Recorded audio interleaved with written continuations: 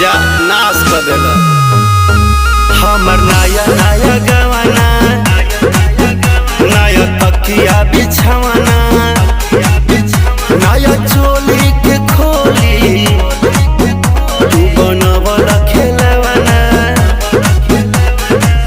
नया नुहर जानी बनी एक चोर राजा तेरा कमर बड़ा तोड़ राजा तानी जाई ना बहरिया टूटता बदन पोरे पोरे राजा तानी जाई ना बहरिया छोड़ा दी होई गईले भोरे राजा तानी जाई ना बहरिया छोड़ दी